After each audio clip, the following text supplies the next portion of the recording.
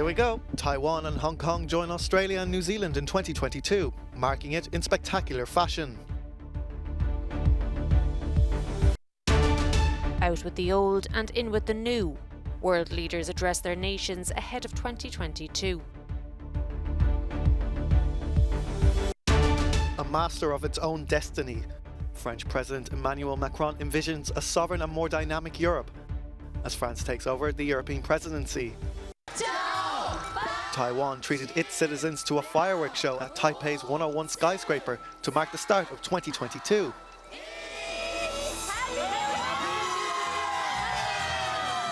This year, the annual fireworks show featured 3D effects for the first time, utilising the four walls of the skyscraper.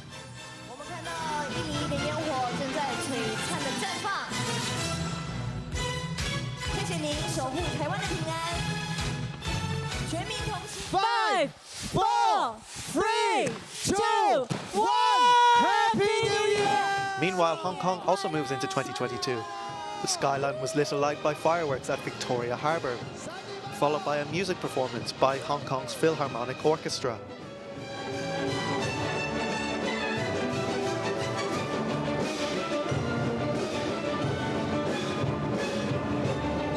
The display went ahead on Friday in spite of the threat of Omicron. One of the first countries to get the year rolling was Australia. The oceanic country did not shy away from the festivities, like this impressive fireworks display in Sydney. World leaders have delivered their New Year messages. UK Prime Minister Boris Johnson praised the booster campaign and Britain's economic achievements. The leader says the country is doing incomparably better than this time last year thanks to the vaccine rollout.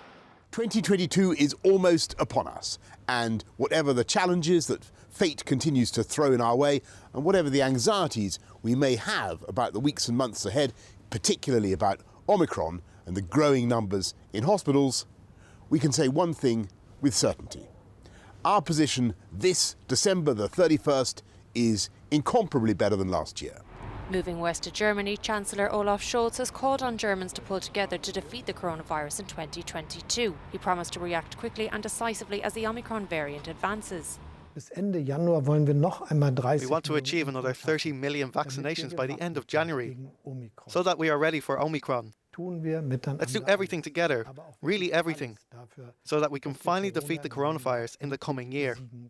In a televised address, Chinese President Xi Jinping stressed the prosperity and stability of Hong Kong and Macau and the complete reunification of China. This message comes just 2 months ahead of the Beijing Winter Olympics in February. In more than a month, the Beijing Winter Olympics and Paralympics will begin. It's also the purpose of the Olympic event to let more people participate in the winter sports. We will wholeheartedly bring an Olympic Games to the world. If I had to sum up in one sentence the objective of this presidency, which will run from the 1st of January to the 30th of June, I would say that we must move from a Europe of cooperation within our borders to a powerful Europe in the world, fully sovereign, free of its choices and master of its destiny. The tone is set. Paris has announced its 6-month presidency of the European Union. For Emmanuel Macron, sovereignty must be achieved by reforming the Schengen area, Europe's passport-free zone. The first thing will be to put in place a political steering of Schengen. Secondly, we want to bring about the creation of an emergency border support mechanism in the event of a crisis. Faced with an economic crisis caused by the COVID-19 pandemic, the French head of state wants to give a social focus to his tenure. A summit is planned for March to discuss a new growth model. Emmanuel Macron wants to move towards a minimum wage in Europe and create strong industries in tech, health, defense and the environment. Also on the agenda, climate change. Paris hopes to advance discussions on the carbon tax mechanism at the borders. Some critics point out that this program goes beyond the 6-month mandate and is more of a multi-year project. But observers say Emmanuel Macron will use this stage to shine. This presidency of the Council of the Union at the end of his presidential term is an opportunity to sow ideas for the years to come, to launch political orientations and try to reshape post-pandemic Europe a little more. Europe with a new German government in a new direction compared to what it has been in recent years. This European semester will, however, be overshadowed by the election campaign next spring in France to designate the next president. From the end of March to the end of April, the French authorities will be more focused on the national scene. However, the work of diplomats in Brussels will continue, more behind the scenes and less in the spotlight. Grégoire Laurie, Euronews, Brussels.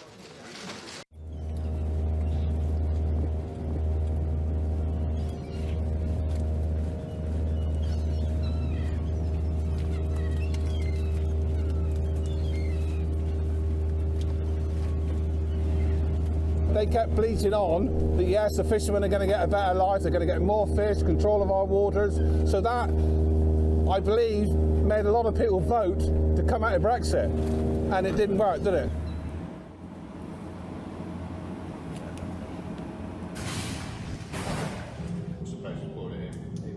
We were promised the frictionless deal, the trade would continue exactly as it happened before, and it was all complete and utter lies, because what we're seeing is the total and utter opposite of that.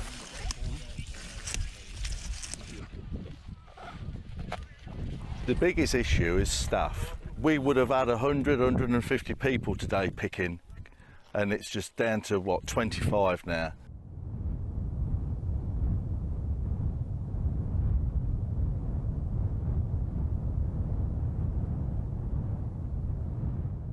Restricting free movement has had a devastating impact, but not just on horticulture or agriculture, on pretty much every sector where people from abroad have been working in those sectors for years, and now they're going home.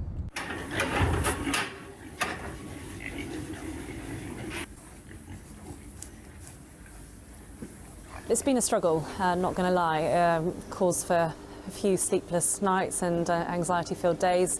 There's so many pigs backed up on farm, and there's just nowhere else to put them. And for hospitality and tourism, a sector that has previously relied on full-time European staff, the past 12 months have been difficult from start to finish.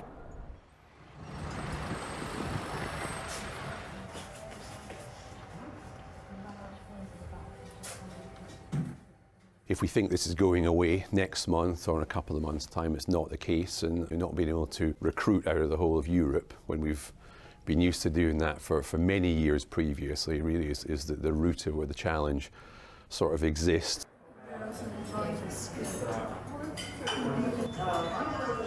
But for us, it's been very traumatic because of the absolute acute staff shortages, and it has been really hard with deliveries.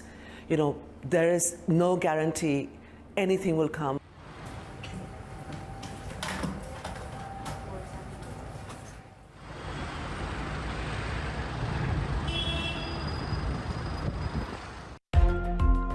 Actress Betty White, whose saucy, charismatic charm made her a television mainstay for more than 60 years, has died aged 99. Her witty style gave life to a plethora of quirky characters for more than half a century. White also won 2 Emmys for her role as Sue Ann Nivens in The Mary Tyler Moore Show. Over 500 homes have been destroyed by a whirlwind wildfire outside Denver, Colorado. As Governor Jairus Polis looked on from above at the destruction, thousands of anxious people awaited the news from the governor of what was still standing as people hastily evacuated the area. This was a disaster in fast motion, all over the course of half a day. Nearly all the damage. Many families having minutes to get whatever they could, their pets, their kids, into the car and leave. Did it get I wonder if it got south of the airport. The blaze erupted outside Denver on Thursday and swept over drought-stricken neighborhoods with terrifying speed. 90% of Boulder County is in severe or extreme drought, with no substantial rainfall since mid-summer.